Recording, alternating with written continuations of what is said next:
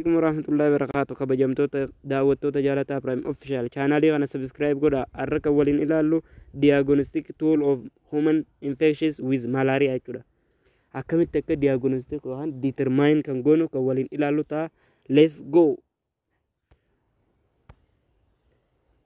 Akkaataa itti diagnostic tool goonu for human infection with malaria. Nama humanii yookaan nama infect malaria ante akkamitti akka diagnosis goonu tokkoffaa bleed film yookaan microscope dha. QBC rapid yookaan RDTC rapid diagnostic test PCR hundi takka laalla. Let's go. Microscope means yookaan bleed film jechuun maal akka ta'e malaria parasite can be identified by examining under microscope. As its name indicate, microscope jala fiddeeti drop patient bleed san jala keeyse spread out as a bleed smear on a microscope slide. Jala keeyseeti slide microscope san gaa laboratory da jirti amma asii yaadan tarii hubachuu dhabuu dandeessanii akkasitti examine goota. Microscope si barbaachisa jechuudha. Laboratory seente diagnostic goota tokkoffaa irratti period to examination the specimen is stained most often with Giemsa stain. Giemsa stain is the most diagnostic part of the stain, not diagnostic, not simple. Giemsa stain part stain is the most ida as good injira wali lala give to parasite a distinctive appearance adda kan itti kala radda kan mul'isu jechuudha. Giemsa stain kun jechuudha. This technique remain gold standard over laboratory confirmation. Eenyuun Giemsa stain jechuudha. Malaria daaf a gold standard jechuudha. A gold standard baay'ee barbaachisa jechuudha. Malaria daaf jechuudha. Giemsa stain bakteeriyaalee akkasumatti Giemsa stain dhaan diagnosis godhuu dandeenya. Giemsa stain baay'ee barbaachisa jechuudha. Microscope jala jira jechuudha akka parasitoloojii irratti.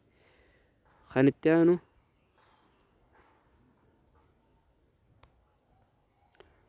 aanu QBC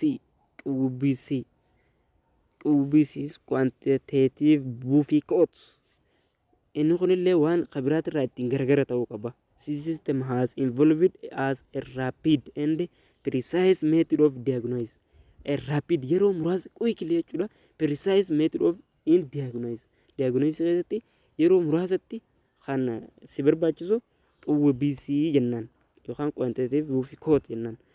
The QBC malaria method is simplest. Student, give me attention. Don't forget this one. Okay, simplest and the most sensitive method for diagnosing the following diseases. Okay, the most simplest, the most malaria diagnostic method is called QBC. One radda kana hin qaba jechuudha. Okay, disease kan fa diagnosis godhuuf fayyada. Malaria, babiosis, trypanosoma yookaan sleeping sickness kan jedhamu filaariyaa kana diagnosis godhuuf hin fayyada jechuudha. Okay, kan bira RDT test jechuudha yookaan rapid diagnostic test jechuudha. Antigen irratti hundaa'a. Antigen baay'ee simplest miti most senile miti kuni garuu eenyu irratti hundaa'a antigen detection. Okay, antigen detection. Various test kits are available detect antigen. Laboratory irratti baay'ee kan barbaachisu antigen antibody test yoo gootu antigen irratti hundaa'eeti rapid diagnostic test gootu derived from malaria parasite and provide result in 2 up to 50 minutes. Deeqa lamaan ga'u 15 irratti kun immoo simple dha jechuun deeqa dhadhanii miti. Argannoo argate san irratti hundaa'e jechuudha. Rapid diagnostic test jechuudha. Kanaaf simple QBC san jechuudha. Okay, isin waliin fakkaatan. Rapid diagnostic test are immunochromatographic test based detection of specific antigen. Okay, don't forget this one. Antigen irratti kan hundaa'e yoo jeefde rapid diagnostic test. Okay, test which test detect and target histidine rich protein 2 or HPR2 specific, not all, specific or falciparum. kana eenyuti kun gaa paartii antiijinii sanii jechuudha. Parasite lactate dehydrogenase for all plasmodium falciparum. All for hundaaf an fayyada. PLDH kun jechuudha. Malaariyaan plasmodium aldose jechuun immoo for all plasmodium species.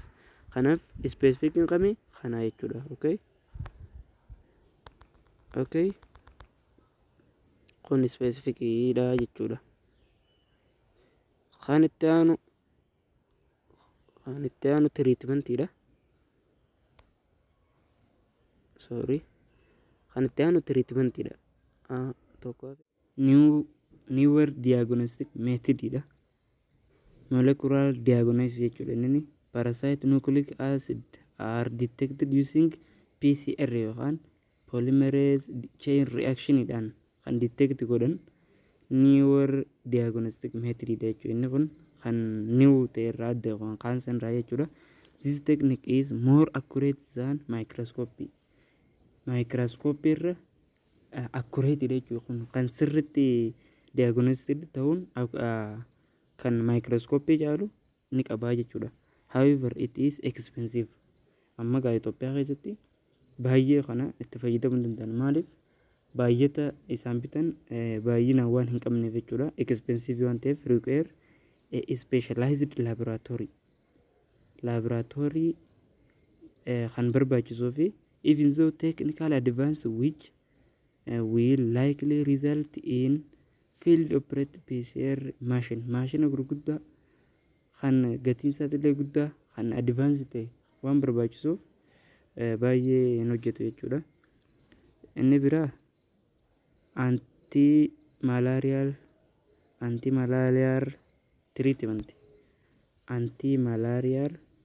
treatment yookaan diragii malaariyaa dhabamsiisuudhaaf fayyadu jechuudha.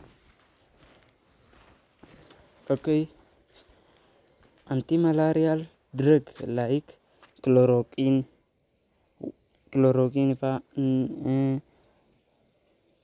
artemisinin kunneen diragii dha jechuudha. Chloroquine yoo ilaallu widespread resistance has no, it is widespread resistance.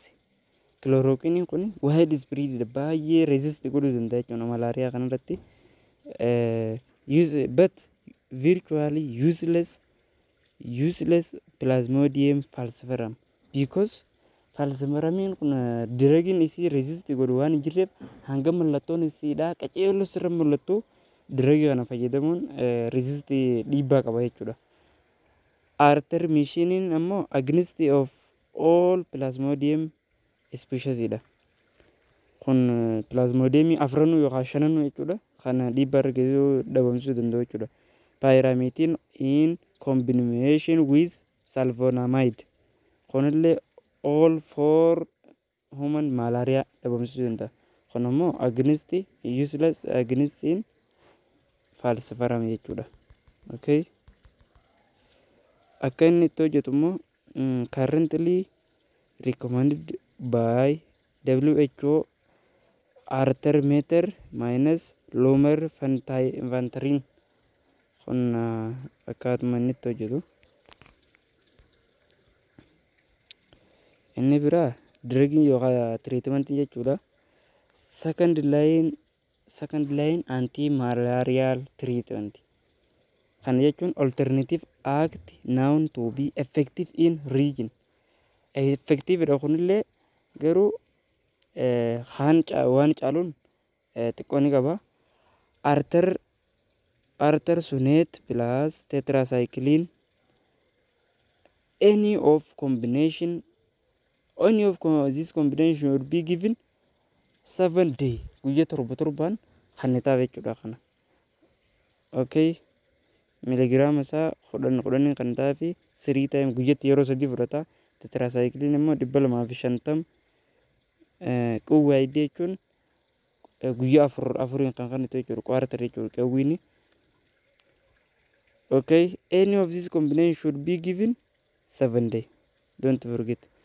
Akkaataan isatti dhabamsiisan malaariyaa kana akkaataan isumaa ofirraa ittiin dhabamsiisan maal fa'aadha? Avoid mosquito bite. Mosquito si'ineen san dhabamsiisuu jechuudha. akkam gootee dhabamsite by using impregnated bed nets, wearing protective clothes, uffata isiifirraa ittisu uffachuu, mosquito repellent jechuun wal hormaatisiitillee isiifirraa ittisuudhaaf kan itti fayyadamtu jechuudha.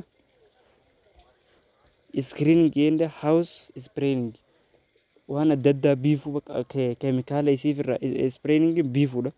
Keemikaala adda addaa itti firraa biiftee bakka manattis ta'ee screen gootee firraa dhabamsiisu jechuudha.